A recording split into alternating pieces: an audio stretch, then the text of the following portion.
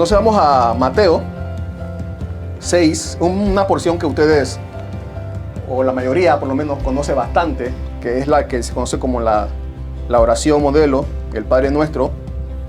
Y vamos a ver hoy solamente del versículo 8 al versículo 13. Mateo 6, del versículo 8 al versículo 13.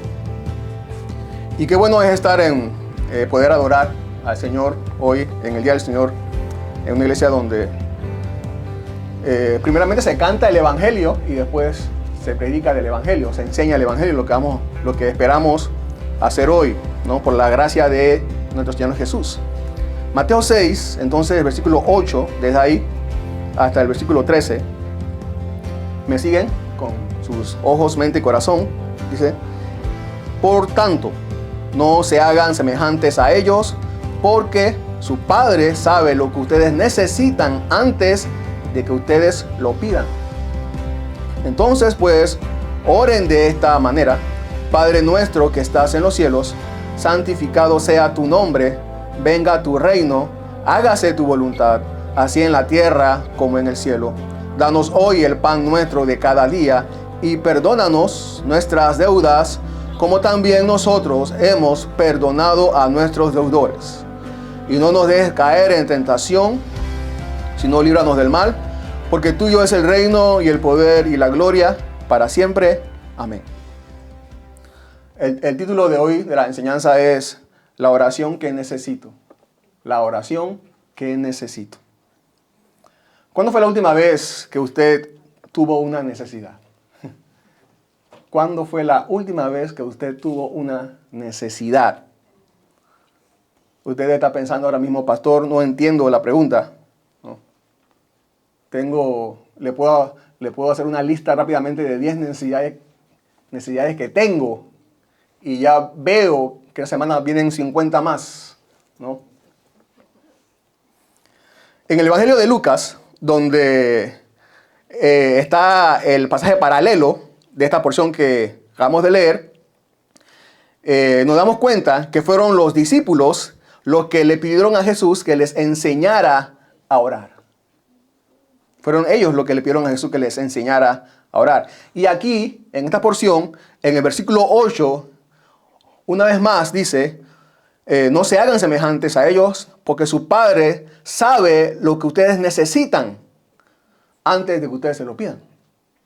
Su Padre sabe lo que ustedes necesitan antes de que ustedes se lo pidan. Fíjense que el Señor Jesús nos dice: su Padre sabe lo que necesitan, así que no oren. No oren. No hay necesidad de orar. Sino que a continuación entonces le enseña cómo orar. La oración por supuesto que la oración se debe hacer en base a necesidades. El Padre sabe lo que ustedes necesitan. Se debe hacer en base a necesidades y no en base a deseos personales o caprichos. Los que tenemos hijos sabemos que no sabemos todas las necesidades que tienen nuestros hijos. Sabemos las básicas, las generales, pero no todas. Y los que son hijos saben que sus padres no saben todo lo que necesitan. Es más, cuando nosotros éramos hijos, que vivíamos con nuestros padres, aprendimos qué pedirle con el tiempo. Al conocer a nuestros padres, aprendimos qué pedirle y qué no pedirle. Porque sabemos que nuestros padres no nos iban a dar todos. A veces no podían darnos todos, y a veces en su prudencia o en su consideración no querían darnos lo que le pidiéramos. Y esta es la motivación de los discípulos. ¿Qué debemos pedir? ¿Qué se dice? ¿Qué se dice? ¿Qué debemos pedir? Ahora, nosotros no oramos para informar a Dios de nuestras necesidades. Dios es omnisciente, como sabemos, y Él no puede ser informado de ninguna cosa que no sea su decreto eterno.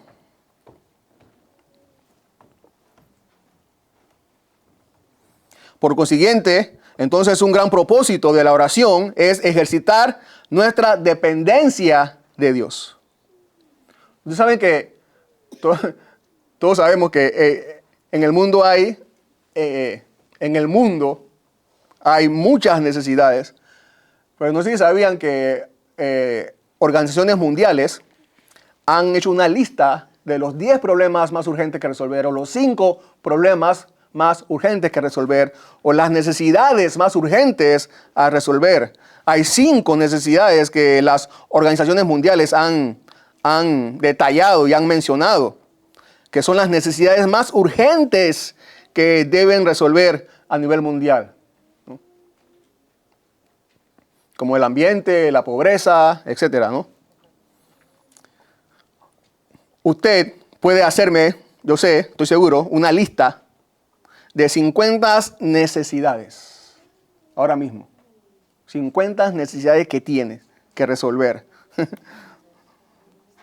o que llenar, que proveer. Pero gracias a la Biblia, que nos enseña cuáles son, según Dios, según Cristo, las necesidades más urgentes por las que debemos pedir a Dios.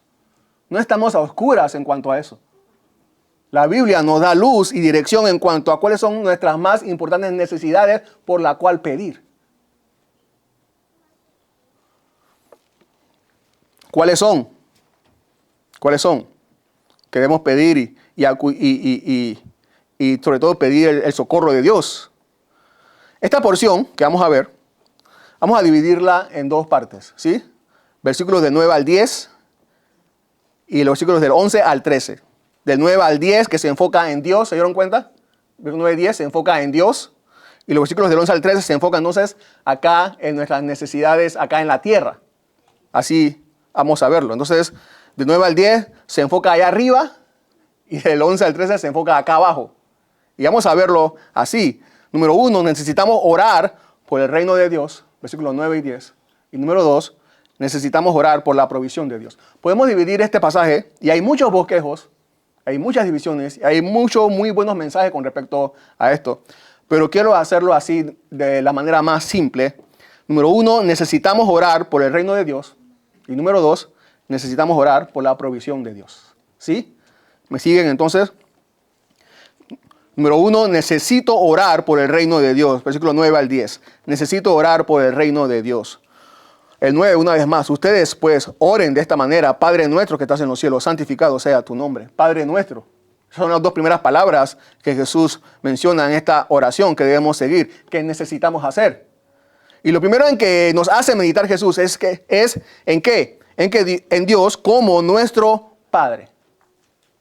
Literalmente no leemos la palabra amor, no leemos la palabra cuidado, tampoco leemos la palabra sustento, pero podemos inferir de la palabra Padre que Dios nos da todo eso. Padre significa todo eso. Amor, cuidado, dirección, protección, sustento. En Mateo 7, versículo 11, dice, pues si ustedes, dice Jesús mismo hablando también, pues si ustedes siendo malos saben dar buenas dádivas a sus hijos, ¿cuánto más su Padre que está en los cielos dará cosas buenas a los que le piden? Con todo y que muchas veces cumplimos con nuestras responsabilidades, somos padres imperfectos, comparados con Dios, somos padres malos. Somos malos padres comparados con Dios. Él, y solamente Él, es el Padre bueno. Él es el único Padre bueno. Además, saber que Dios es nuestro Padre también nos hace, o también nos asegura que podemos acercarnos a Él con toda confianza por medio de la oración. A veces nosotros le decimos a nuestros hijos, ahora no, hijo, ahora no. Por lo ocupado que podemos estar. Nuestro Padre Celestial nunca nos dirá, ahora no, hijo, ahora no. Nunca nos dirá eso. Gozamos de más confianza para acercarnos a Dios que nuestros hijos para acercarse a nosotros.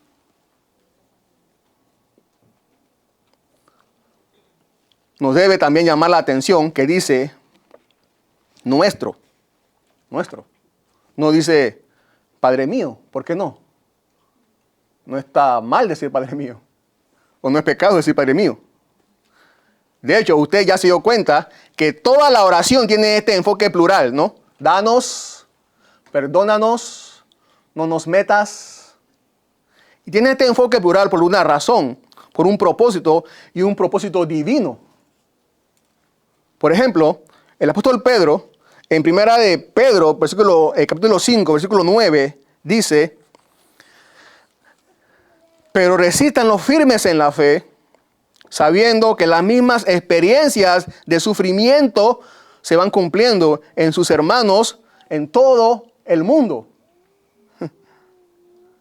Lo último que queremos, hermanos y hermanas, en nuestra oración es ser egoístas. No queremos ser egoístas. No importa cuán trágica sea nuestra situación, y puede ser que hasta pensemos, puede ser que hasta yo piense que nadie en el mundo está sufriendo como yo. O nadie en el mundo nunca ha sufrido tanto como yo. Pero no puedo olvidarme que hay cientos y cientos de hermanos míos en situaciones similares y reconocer que hasta más difíciles también. A través de todo el mundo. Entonces, en la oración no solamente dependemos y confiamos en Dios como hijos e hijas, en la oración también confesamos que formamos parte de una familia. Padre nuestro. La oración también nos recuerda que dirigimos nuestros pensamientos, que dirigimos nuestras peticiones a uno que está por encima de nosotros. Padre nuestro que estás en los cielos. Porque si las palabras Padre nuestro nos hablan de confianza y cuidado, de amor, las palabras que estás en los cielos están destinadas a que meditemos, a que miremos a su reverencia y a su superioridad. Cuando pensamos en los cielos, en el Padre nuestro que está en los cielos debe hacernos pensar o tiene el significado de autoridad, omnipresencia, todo lo sabe, todo lo ve, autoridad, sabiduría inescrutable, infinita, supremacía. Padre nuestro que estás en los cielos. Y es verdad, se nos ha dado confianza, es nuestro Padre, pero no se nos permite ser confianzudos. ¿Entendemos cuál es la diferencia? ¿No es así? Yo creo que mis hijos me pueden tener confianza a mí, pero al hablarme deben hacerlo, a acercarse a mí deben hacerlo con respeto y reverencia. No debemos nunca, hermanos y hermanas, de conectar estas dos verdades y sus implicaciones de que tenemos confianza, pero también Él es digno de reverencia y autoridad, supremacía, superioridad. No debemos nunca de conectar esas dos verdades y sus implicaciones mientras nos acercamos a Dios en oración. No debemos hacerlo. Y la siguiente verdad, santificado sea tu nombre, confirma también su superioridad sobre nosotros. También lo confirma. También.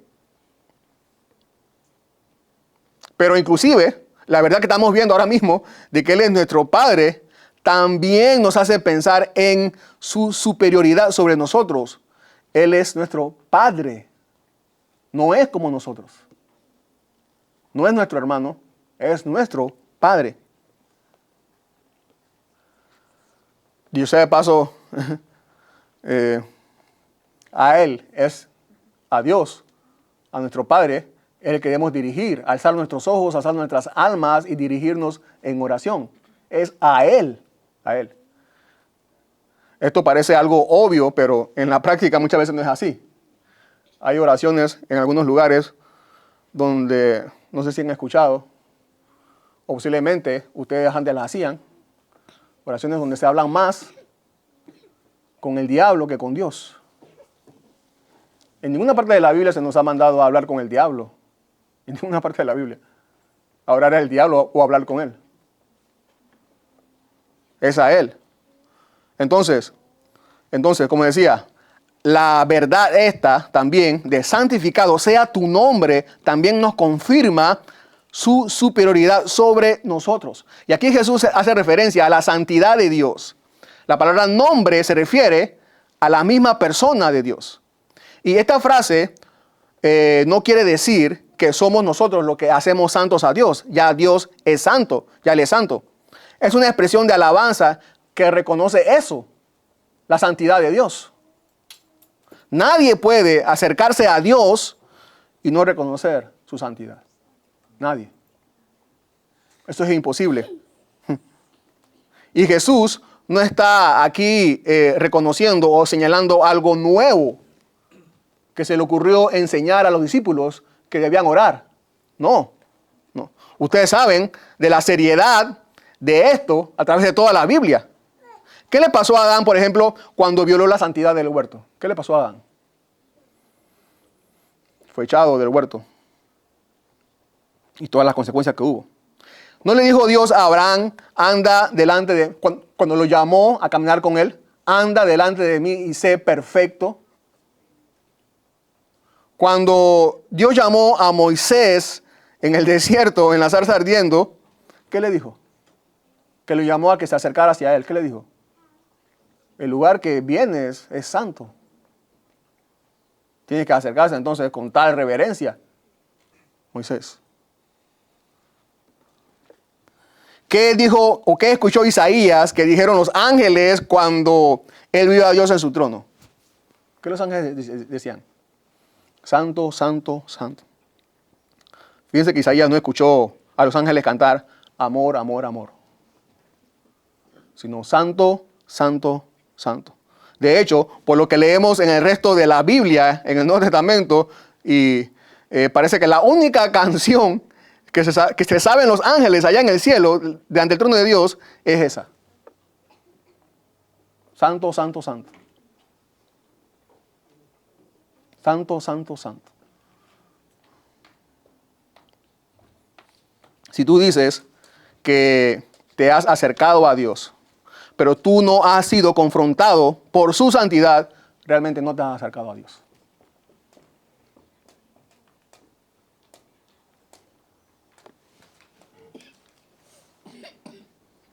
Una verdadera oración es hecha cuando me he dado cuenta que Dios es santo, pero yo no soy santo. Entonces, nos damos cuenta que Él es el único. Eso es lo que confesamos, lo que declaramos allí. Que Él es único y no hay otro como Él. No hay otro ser como Él. No hay otra persona que tenga una naturaleza como Él en toda la eternidad. El profeta Isaías, en el capítulo 57, se refiere a Dios como el alto y sublime. ¿Lo han leído? El alto y sublime. Y sigue diciendo, el que vive para siempre, siempre, cuyo nombre es santo. El alto y sublime, que vive para siempre, cuyo nombre es santo. Y después dice Isaías que el mismo Dios habla y dice, yo habito en lo alto y santo. En lo alto y santo. Entonces, estas dos primeras verdades que hemos visto, ¿qué nos recuerdan? ¿Qué nos enseñan? ¿Qué nos recuerdan? Que Dios es Padre y que Dios es Santo. ¿Qué más? Bueno, también donde Él está, en los cielos, en lo alto. En lo alto.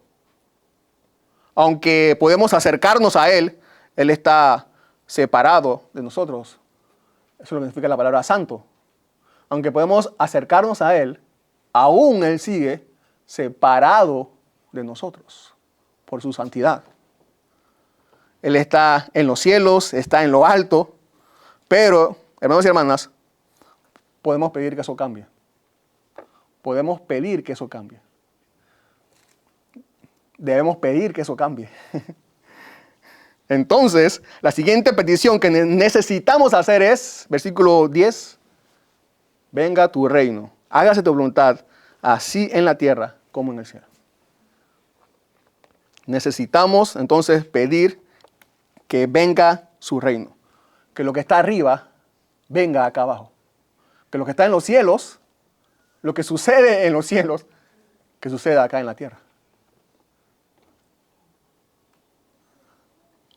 Si yo le pregunto a usted, ¿sabe usted la oración del Padre Nuestro? ¿Se la sabe de memoria? Quizás algunos me dicen sí. Quizás algunos la recuerden, ¿no?, de una manera general, ¿no? La repitamos también. Ahora, usted se sabe la oración del Padre Nuestro. ¿Sabe lo que dice la oración del Padre Nuestro? Una pregunta más. ¿Cuántas veces usted ha orado que venga el reino de Dios? ¿Cuántas veces? Esta es una necesidad, según Jesús. ¿Cuántas veces usted ha orado que venga el reino de Dios?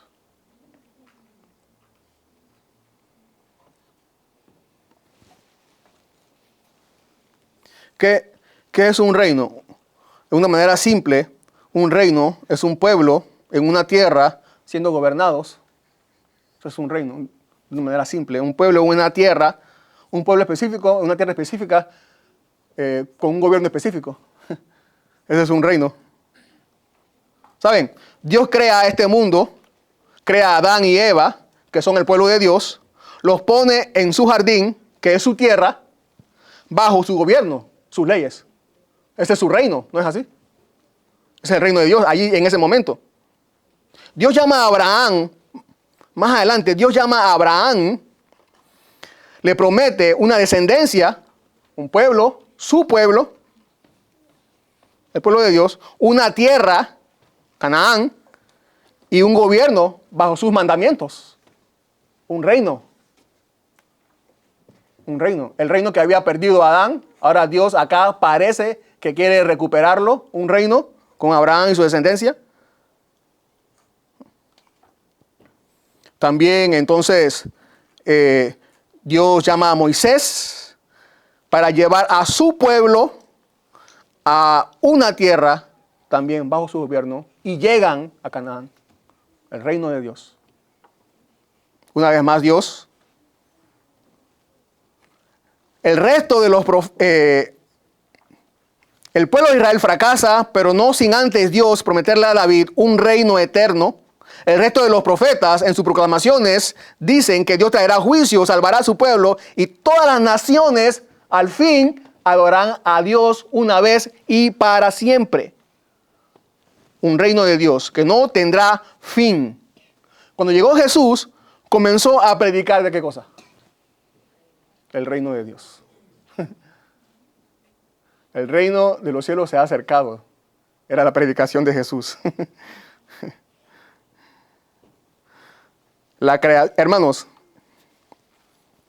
y bueno, en Apocalipsis se nos habla de que Él nos ha hecho reyes y sacerdotes y que reinaremos con Él para siempre. Hermanos, la creación, hermanos y hermanas, la creación comenzó en el reino de Dios. Comenzó con el reino de Dios y terminará con el reino de Dios. Terminará con el reino de Dios. Terminará con el reino de Dios viniendo. ¿Cuál es el propósito por el cual Dios nos salvó? ¿Cuál es? Que vivamos en su reino por siempre. Ese es el propósito de Dios por el cual nos salvó. Si no estás, hermano, hermana, si no estás orando, venga a tu reino, entonces ¿dónde está tu esperanza? Aquí, en este mundo.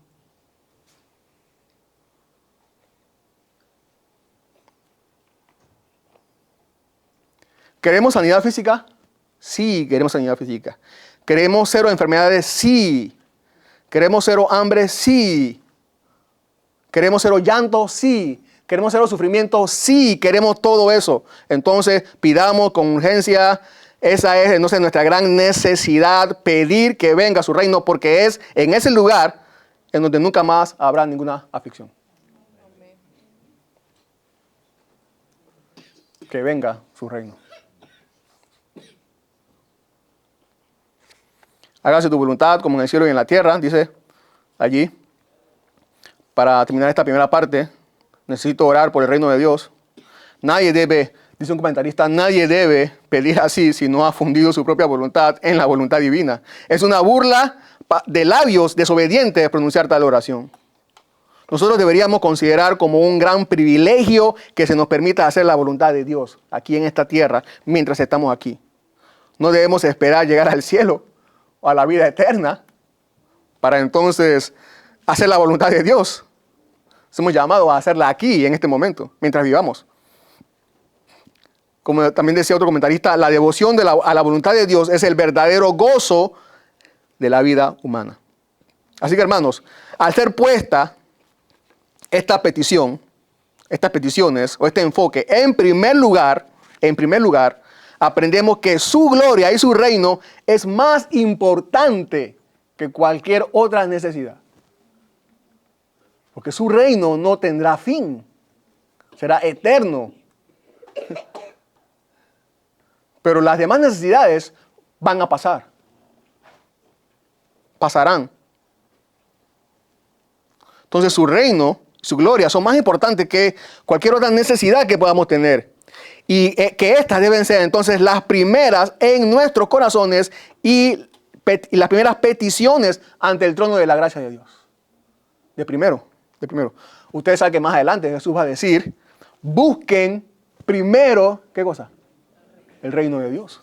Y después, de esa misma manera es el orden de nuestra oración. Así oramos. Ese es el orden correcto. Ese es el orden correcto teológico de nuestra oración. Así debe ser. Primero el reino de Dios y después las demás cosas. Esta es la oración que necesitamos hacer.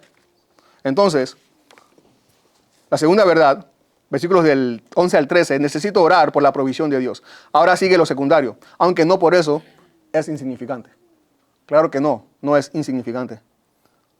Danos, dice. No dice dame, dice danos. Cuando damos gracias a Dios por la comida, es bueno siempre pedirle a Dios, la práctica que yo sé que también ustedes tienen, de pedirle a Dios de que le dé alimento a aquellos que no tienen. Eso es bueno hacerlo. Y por pan se entiende todo lo necesario para la vida y para el sustento de la misma. Comienza la primera sección que vimos diciendo Padre nuestro. Ahora en esta segunda sección comienza diciendo el pan nuestro también. El pan nuestro. Así como el Padre es nuestro por la fe, el pan también es nuestro por la fe. Así como ustedes recordarán, los israelitas tenían su porción en el desierto de maná, sí salían a buscarla. En primera de Tesalonicenses 4, 11 y 12, el apóstol Pablo dice, ya que tengan por su ambición el llevar una vida tranquila y se ocupen en sus propios asuntos y trabajen con sus manos tal como les he mandado, a fin de que se conduzcan honradamente para con los de afuera y no tengan necesidad de nada. Es el pan nuestro, porque Dios nos da el privilegio de poder trabajar por Él. El que Dios nos dé el pan no se excusa, ustedes saben. Para la negligencia, sabemos que sí es un gran problema para nosotros mientras estemos aquí en este mundo con este cuerpo, que mientras la naturaleza humana sea lo que es, la pereza nunca será eliminada del todo. Pero el hombre, la persona que no tiene tiempo para trabajar porque está esperando el reino de Dios, es un obstáculo para la llegada del reino de Dios. Se dice que es el pan de cada día, ya que así está destinado a refrenar la codicia y a mantener el deber de la oración, la constante dependencia de Dios. Debemos estar agradecidos por lo que tenemos, sin murmurar en sus providencias o de sus providencias, ni envidiar lo que le concede a los demás. Esta petición de darnos el pan de cada día también nos enseña nuestro deber de estar dispuestos a confiar continuamente en Dios. No pedimos lo que puede bastar durante mucho tiempo, ni durante muchos años, meses o días con anticipación. Esa no es nuestra petición. ¿Por qué? ¿Por qué esa no es nuestra petición? Porque la providencia de Dios es nuestro bien más seguro. La providencia de Dios. Hay una historia que cuenta un pastor de Inglaterra que dice que un día le preguntó a los niños de una escuela, les pregunta a los niños, ¿quién les da el pan para la cena? Y todos los niños contestan, mi mamá. Dice. El pastor sigue preguntando, ¿pero quién se lo da a su madre? El panadero. Todos contestan. ¿Y quién se lo da al panadero? El molinero. Contestan. ¿Y quién se lo da al molinero? El granjero. Contestan los niños. ¿Y quién se lo da al granjero? El suelo. Y solo cuando pregunté, una vez más, ¿quién se lo dio a la tierra? Entonces obtuve la respuesta que quería. Dios. Dios. Dice, él sigue diciendo que ¿cuántos niños de mayor edad, como estos infantes, atribuyen sus bendiciones a cualquier segunda causa en vez al don de nuestro Padre Celestial? Un comentarista dice, los hombres carnales, se ha dicho, son como los cerdos que se alimentan de las bellotas, pero no miran hacia arriba, hacia la encina de las que caen las bellotas.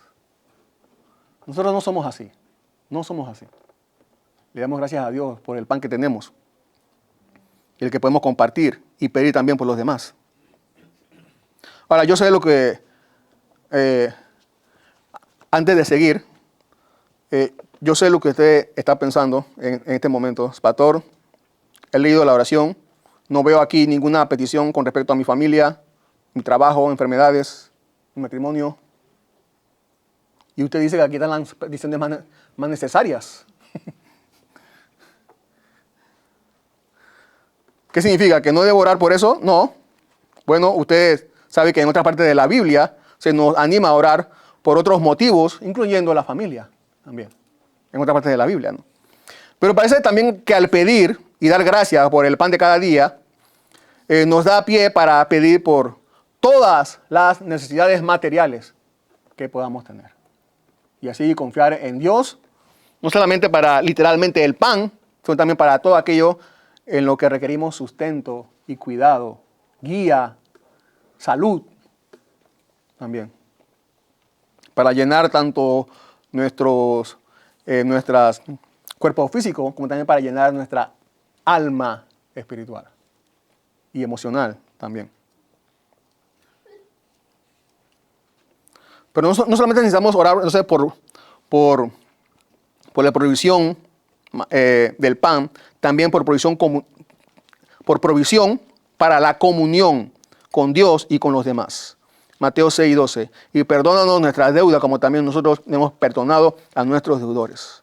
Comunión con Dios. Perdona nuestras deudas. ¿Qué le debemos a Dios?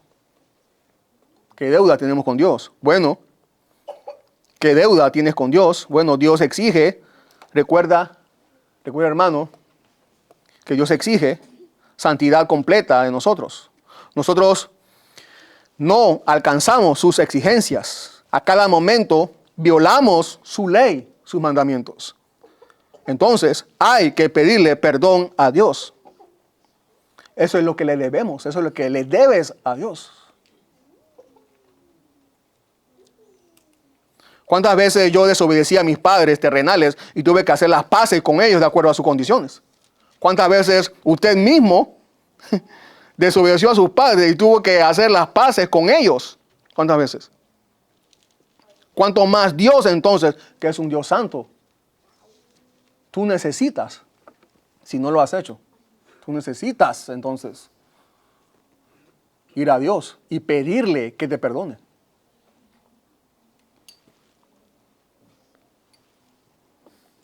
Somos culpables y solo Dios puede perdonar de la misma manera que nadie más que un acreedor puede perdonar a un deudor. Por lo tanto, es imposible que estés bien con Dios si pecas, pero no te arrepientes y le pides perdón a Dios. No puedes estar bien con Dios. No puedes.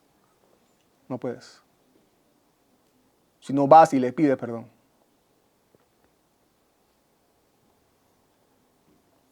Mediante esta oración se nos recuerda nuestra constante responsabilidad ante el pecado. Mientras lees esta oración y mientras te la aprendes de memoria, no sé, esta oración tiene el propósito, esta petición tiene el propósito de recordarte tu constante responsabilidad ante el pecado. somos conducidos a considerar el perdón como un favor que Él nos da y no como una demanda. Pero este perdón parece estar entonces condicionado, como también hemos perdonado, dice allí. Aquí el contexto no es el perdón de pecados que Dios da por el arrepentimiento para vida eterna. Ese no es el contexto del perdón. El perdón aquí tiene que ver con la comunión diaria con Dios y con los demás también.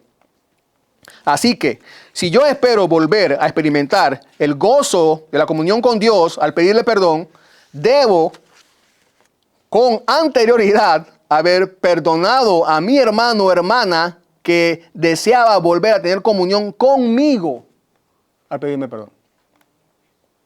Más adelante, en el versículo 14, dice así, ustedes también recordarán, porque si ustedes perdonan a los hombres, es tan grave o es tan importante para Dios que después de haber dicho la palabra amén, en el versículo 13, vuelve entonces a hablar acerca de esta situación con sus discípulos. Porque si ustedes perdonan a los hombres sus transgresiones, también su Padre les perdonará a ustedes. Pero si no perdonan a los hombres, tampoco su Padre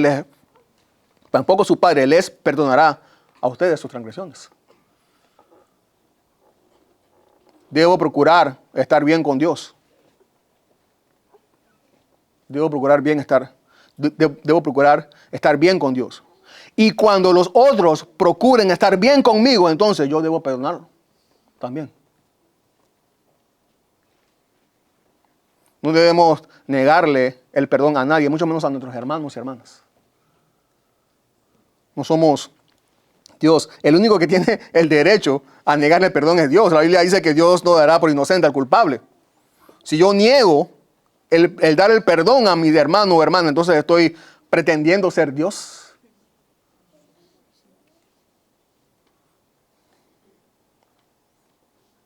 Y también podemos entender que en este contexto de la oración que Jesús está enseñando aquí, del perdón es el amor. El amor. Allí se nos está enseñando y recordando que debo perdonar, pero de corazón, por supuesto. Eso es lo que implica allí.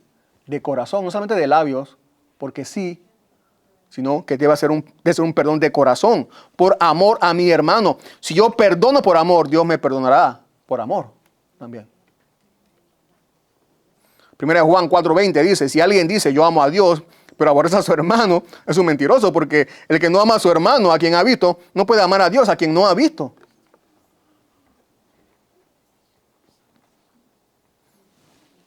Es una anécdota que un hombre conoció en una ciudad a una niña que llevaba en brazos a un bebé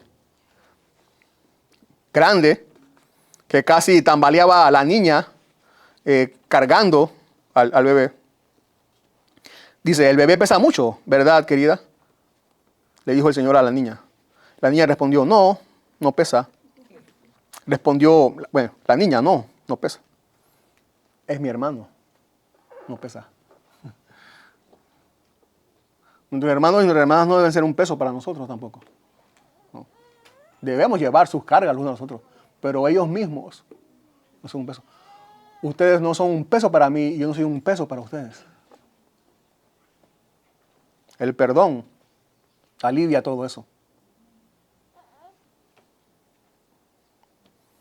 Pero también hay provisión, también hay para la guía, para nuestra guía. Mateo 13, y no nos dejes caer en tentación, sino líbranos del mal. Definitivamente necesitamos hacer esta oración. Precisamente más adelante Jesús le va a decir a sus discípulos, oren para que no entren en tentación. Pero quizás lo confuso aquí es que debemos pedir que Dios no nos meta en tentación, dice Jesús. Ahora, por el contexto podemos entender que las tentaciones de las que se piden aquí, de las que se piden ser librados, tienen como fin pecar contra Dios y nuestra destrucción. Y eso lo quiere hacer Satanás, el diablo. Es por eso que algunas traducciones de la Biblia dicen del malo, líbranos del malo, donde dice líbranos del mal. ¿No? Es por eso que cuando dice líbranos del mal aquí, no puede referirse a condiciones que no nos gustan. No se refiere a eso. sino precisamente al malo, al mal, que es caer en la trampa del malo para desobedecer a Dios.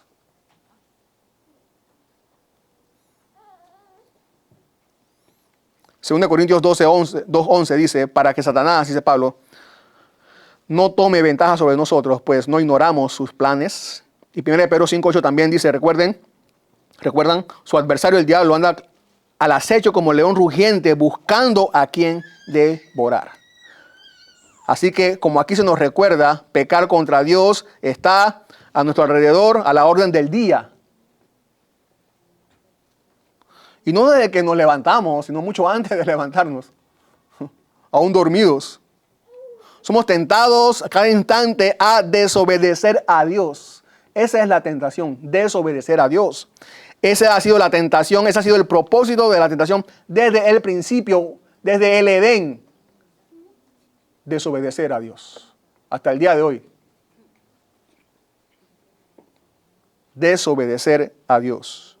Así que no es que Dios de manera directa nos pone allí en la tentación, pero sí sabemos con seguridad que el diablo, si hace algo, es porque Dios se lo permite. Es por eso que así pedimos nosotros. En esta oración reconocemos nuestra debilidad por desobedecer a Dios. La oración es que, o la petición es que Dios, por su providencia, nos mantenga fuera del camino de la tentación, que Dios debilite el poder o elimine por completo toda tentación existente. Pedimos ser preservados del gran tentador. Es un reconocimiento, mientras pedimos, estamos reconociendo que descansamos en el poder y la fuerza de Dios para guardarnos de ese gran mal, que es servir al malo, a Satanás. Necesitamos hacer esa oración. Y en vez de servir al malo, servir al bueno.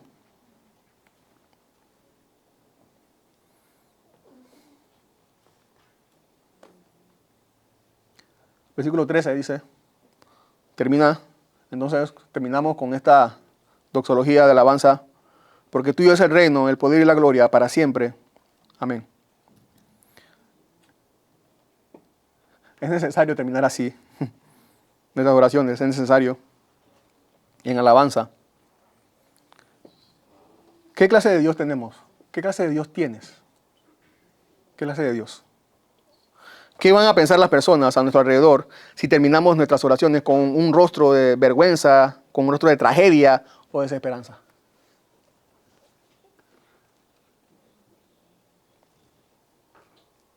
Ahora, ¿qué reino? Tuyo es el reino. ¿Qué reino? Bueno, el reino sobre todo reino. Tuyo es el poder. ¿Qué poder? El poder sobre todos los poderes. ¿Qué gloria? Bueno, la gloria que hace un punto oscuro, un punto minúsculo oscuro, todas las glorias juntas, humanas. Esa gloria. Así que, mientras terminamos así en alabanza nuestras oraciones, nos animaremos a esperar grandes cosas en respuestas a nuestras oraciones. Sentiremos cuán eterna e inmutable es la base sobre la cual descansa nuestra expectativa. Nos sentiremos tranquilos y esperanzados después de la oración, cualquiera que sean las circunstancias en las que nos encontremos.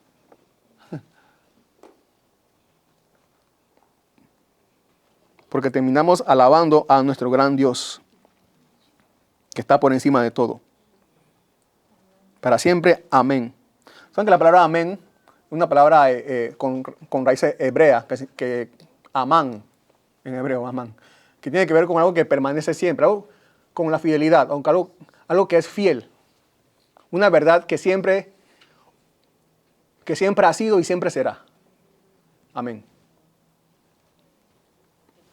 Si todo lo que Él es, si todo lo que Él tiene es amén, entonces nuestras necesidades están cubiertas. Todas. Si todo lo que Él tiene y es amén, entonces toda nuestra, hermana, toda tu necesidad está cubierta. Toda. Nuestra esperanza se refleja en el amén. para tu necesidad, una vez más, entonces, para tu necesidad, Cristo ha provisto la oración que necesitas.